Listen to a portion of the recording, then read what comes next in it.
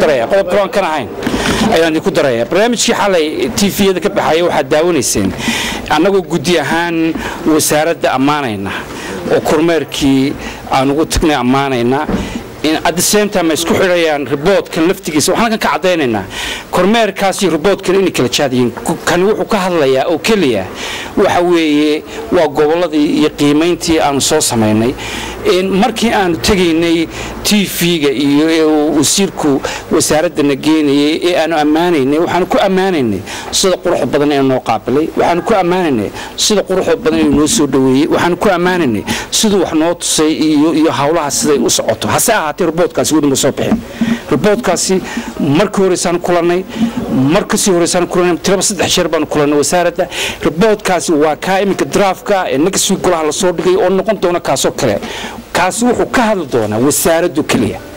wuxuu ka hadli doonaa wasaaradda iyo siday u shaqeyso wuxuu ka hadli doonaa wasaaradda iyo maamulkeeda wuxuu ka hadli doonaa wasaaradda iyo budgetka miisaaniyadda loo ansixisay isticmaasho I think in ay laba aan islahayn ay isku qabteen oo ay dibadda ka dhigayeen inaan warbixin ma ahayn kulan aan kaga ammaan celinayno laakiin warbixintu kaas uu hadhay waan yaala kaligoodna ma aha 22 wasaaradood gudidan sidaad la socotaan dhowr iyo 30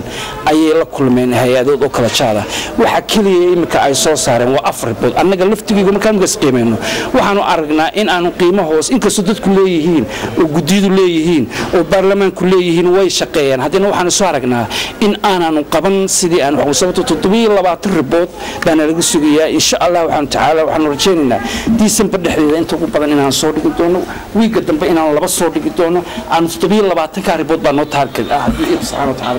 wiiga soo warbixintiina iyo warbixinta soo saarteen iyo structure-ka wasaaradda warfaafinta waxa ku kala duwan yihiin wasaaradda warfaafinta waxay leedahay wakiil wareed laakiin isu duwan sida wasaaradaha kale male waxaad sheegteen inaanay xafiisin wasaaraddu ku lahayn gobolada iyadoo burco iyo boorama xarumo waaweyn ku leh kuwa meedan xusin xagee iska daba marsan yahay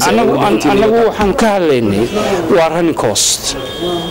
which dawladda laftigooda report kan imkaan ayna xukuumadda laftigooda way soo dhaweysay warkood aad u xutaraya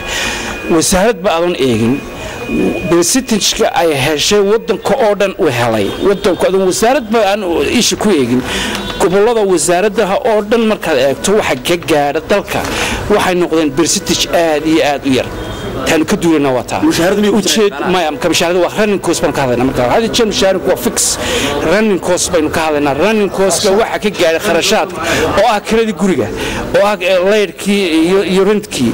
oo ah ninka xataa shaqeynaya inka wariyada Soomaaliya xaq baad u leedahay markaad bucay ceer gabar ka soo dirayso running cost hesho xaq baad u leedahay in telefoonkaaga hesho xaq baad u leedahay in telefoon hesho ma inaad $100 kuma shaqeyn kartid anigu halkaan eeginaa waa taas wariyaashan u hadlaynaa running cost mudane waxa jecel har su'aalaha ku weydiiyay wasiir baahintii dawladda lagu adeegsaday ee laga sheegay warbixintaadii aan cilmi ku fadhiyin taadu ma dagaalka inta laga xalku xagaas guddigan waa guddi xasaasi ah markasta report soo qaan ee keenana cid badanna way jeclaan doontaa cid badanina way markaa waa wax iska caadiya in ay ka aan soo wadno hadii ay subhanahu wa ta'ala naga sugin ishu kala noqdo markaa waxaan u sheegayaa shacabka iyo quladiina saxafiyiinta labadaba ishu yadaan hayna guddida iska xasaasiya waa public accounts committee wasaaradda badan gudoomiye wasiirka warfaafinta hore labad wasaaradda warfaafinta ku wadaysa marka wasaaradda aan ku saxuuriyay musuqmaasuq aan ku eedeynay cid oo halka ku jira habeeraatay ma jirto musuqmaasuq kelmadu waa kelmad weyn haday musuqmaasuq cid aan ku eedeynay waxba musuqmaasuq horta u kaale musuq way iman doontaa waqti aanu isu soo taagno way iman doontaa waqti aanu wasaaradda waxba musuqmaasuq dhaba ka jira way iman doontaa waqti aanu ashxaas waaweyn oo magacyo waaweyn aan su'aal saari doono laakiin still waxaynu maraynaa waa beginning idinka laftiisa